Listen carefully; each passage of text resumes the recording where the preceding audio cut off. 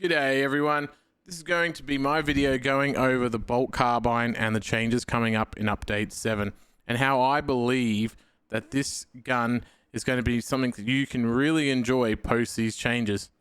I am a big Vanguard fan and play that class the most and have probably over 200 hours in that class alone, and I would say 80-90% of those hours are primarily only using the melter. And melter and the knife, and sometimes maybe the chainsaw, but pretty much only the melter. Only recently have I started to look and explore, even after the changes they made to bolt guns, the potential of bolt guns with Vanguard. I just felt that the melter so naturally suited being with the Vanguard. However, up until this point, playing on the public test server, I found that, you know what? Maybe there is a different gun that a Vanguard could really love playing with. And yes, some people play with the Oculus already and have got that leveled up, and they do very well with the Oculus. However, it still didn't feel as natural to me because I love running and gunning, and I love constantly moving, getting in there and not having to scope. And this Bolt Carbine does that. But before we go on to that and I talk about how that really is going to be a thing coming up, you might have already seen it in the video that I've been watching me play Exfiltration solo. When I say solo, just with bots. But this guide I'm going to show you here about why the Bolt Carbine is so good. And let's go, before we get into that though, I would appreciate if you hit the like button and hit the subscribe button. And please help support my channel to grow. And if you really love the what I've been doing, leave a comment down below, please. I'd love to hear your feedback on the video, or even your thoughts on the Bolt Carbine coming up in Update 7, what you're going to plan to be doing. Are you going to be running with Tactical? Are you going to be running with Sniper? Or are you going to only be using with Vanguard? I'd love to hear your thoughts. Please share them below. All right, let's get stuck into it. Top row. Top row, top row, top row. I'm going to do it in the rows, guys. I know that we can mix and match a little bit to some degree. I'm not going to try and put out and lay out the most optimal selection of all the perks. That's not the point of this video. The point of this video is just to talk about it, and then give you a bit of a description about why I think these changes are really good and what the potential of it is. In my Vampire build guide that I go over with the Vanguard in detail, I actually talk about what perks you would like, or which you should choose. And you will see me when I'm looking in the public test server. You'll see them in front of me as I go over them. And that's the ones I choose, I believe are optimal. But that's not the point of this video. Like I said, I'm trying to just talk about the actual changes and what's in front of us here and what's going to be different. So starting off, Perpetual Precision, maximum spread decreases by 10%. Elusive Precision, after a perfectly timed dodge, maximum spread decreases by 25% for 5 seconds.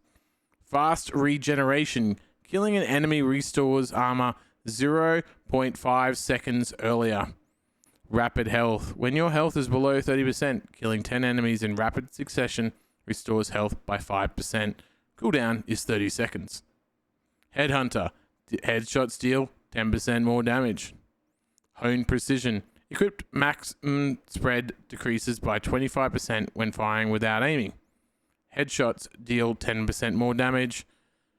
Adamant Hunter, when your health is below 30%, headshots deal 25% more damage. Killing an enemy restores 0.5 seconds earlier. We're already seeing that one over, back here. So a repeat there of that one. Like the headshot one. This one's also really good. Gunstrike reload. After a gunstrike, the equipped secondary weapon instantly reloads. Perpetual Precision, maximum spread decreases by 10%. All right, so that's the top row there, guys. Let's go have a look at the bottom one. Great Might. Damage by 10%, increases by 10% against Terminus level enemies. Retaliation. After a perfectly timed dodge, you deal 25% more damage for 5 seconds. Adamantine Grip.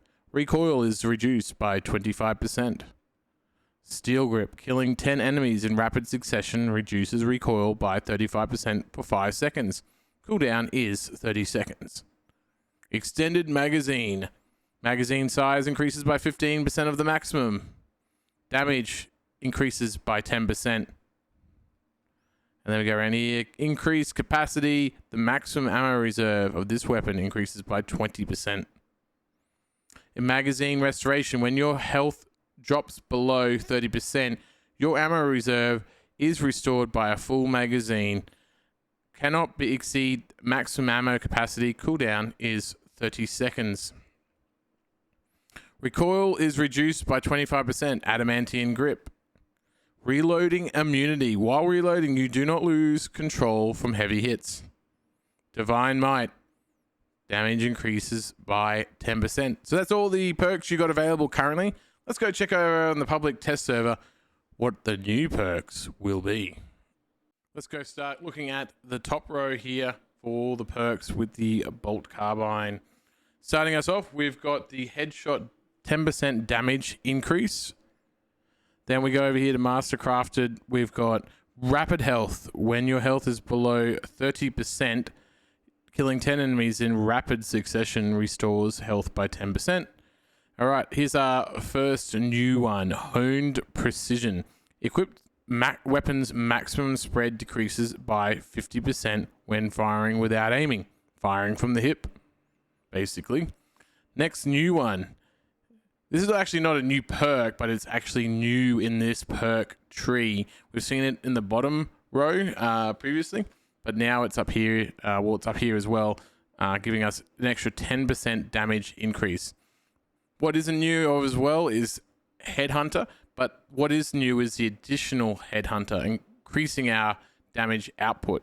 So giving us another 10% more damage. All right, Cleaving Fire is another new one. Shots will penetrate enemy block stances, dealing 25% of the usual damage. Adamant Hunter. When your health is below 30%, headshots deal 25% more damage. Perpetual Precision. Maximum spread decreases by 10%.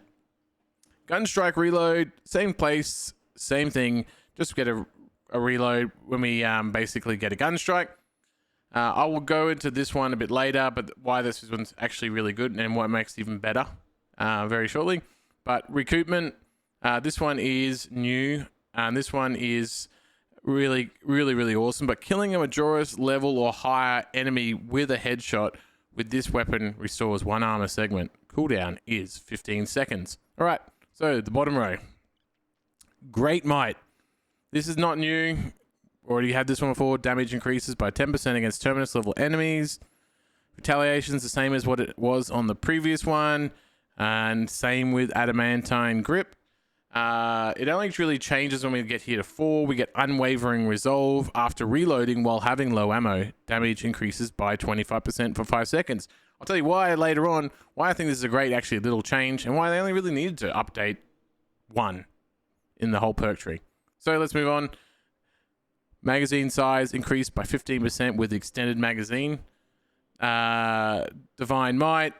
Damage increases by 10%. Increased capacity. Maximum ammo reserve of this weapon increased by 20%. Magazine restoration. When your health drops below 30%, your ammo reserves is restored by a full magazine. Cannot exceed a maximum ammo capacity. Cooldown is 30 seconds. Adamantine Grip. Recoil is reduced by 25%. Reloading immunity. While reloading, you do not lose control from heavy hits. Divine Might, another one again, an extra 10% of damage. Alright guys, so that's the perks for the Bolt Carbine on the public test server, that what we were getting with Update 7.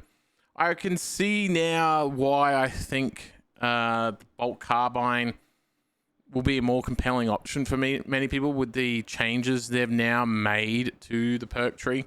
And it's just overall a fun, very cool gun to play. But let's just have a look at exactly why I think the top row, I think, is the most optimal, which I've got here right now and I've been running with and finding the most success with.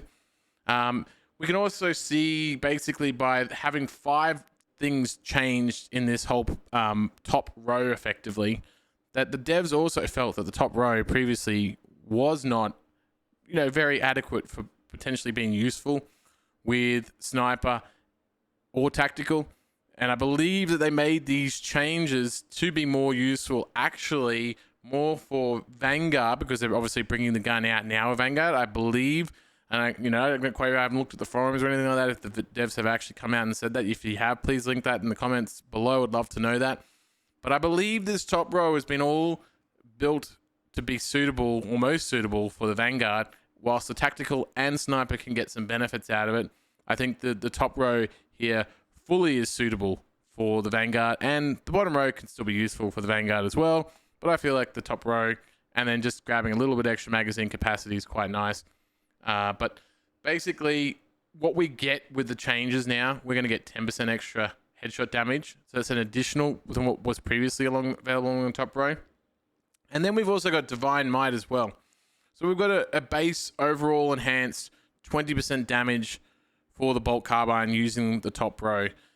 At the bottom row, there's not really any damage increase there. It's still the same. Spread of the shots has now been decreased to 60%. It doesn't sound like that really doesn't mean much, but actually it's really quite good, because you're pretty much, when you're Vanguard, because you're zipping around, you're engaging in combat a lot, shooting from the hip is really, really, really good. It's basically what you do with the melter rifle. So now we've got a bolt version of the melter rifle, which I said earlier is why it makes a compelling option to go with the bolt rifle instead, or the bolt carbine, sorry, instead of the melt rifle, and still have a similar kind of experience and fun time. Armor penetration is another fantastic addition here. The armor penetration just can make that, that big difference when you've, mostly for fighting Tyranids. I don't believe this has as much of an impact with Chaos, and maybe you could make the argument you might change it, but I would think that with the Vanguard against Chaos, I find that the Oculus is probably a little bit of a better gun to choose. You maybe make an argument for Instigator or the Melter. I believe that the bolt carbine is the most suited for dealing with the Tyranids, and that's kind of a lot of the reason why, because now we actually have a way of dealing with them when they're charging up forward as well. And we might not always need to do that, because we can also stagger them. We can also stagger them now with the Melter pistol. That's another discussion. This is still giving us another option that we haven't had before with this gun, and really, it's really welcome addition, I believe. The armor restoration as well is a really good little feature. It's not a new thing, and it's not that we don't have any other way to get armor back. But sometimes when you're in the middle of combat, when you're in the middle of combat, you sometimes you get maybe 2 or 3 units to execute, and sometimes you really don't have the option, because of the way Absolute is, especially, the time for them to get out of execute is a lot shorter. So you don't have the time to execute all of them. And it really kind of sucks as a Vanguard, because obviously you would have gotten health back from them. Well, now you can at least get some armor segments when you have to make that tough choice, and that is there. You at least get something back for the effort. And I find that really good. Like when I'm playing solo Absolute with this feature now, I'm actually getting back something sometimes I don't always get to have. And I can sometimes make a fairly good medium to long range shot with this gun and get that headshot and get that armor segment back. It takes a bit of practice getting used to that, but you can do it, and you can get an armor segment back. So you get rewarded for those moments when you do need it. It's not always, but I'd say 30% of the time I do get a benefit from it.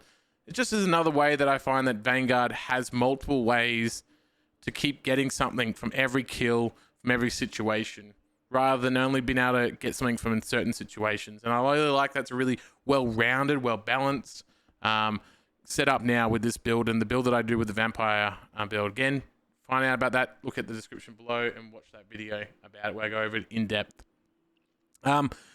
Then looking down here at the bottom row, we can see, as I said, damage doesn't really change.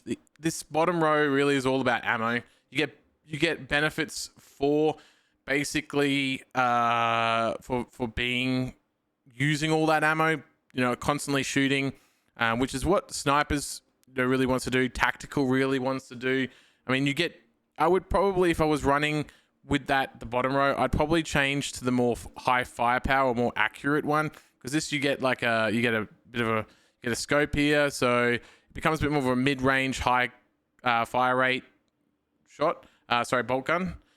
These two are the two compelling options for me that I would choose if I wanted to take the bottom row.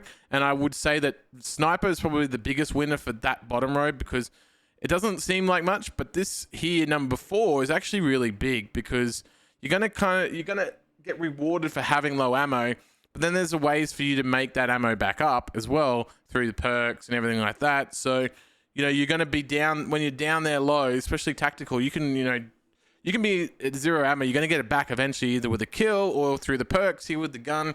So this, you know, this gives you this constant way of doing excessively more damage. Especially obviously when you run out of ammo, things are tough. So you want the bullets to be doing even more damage.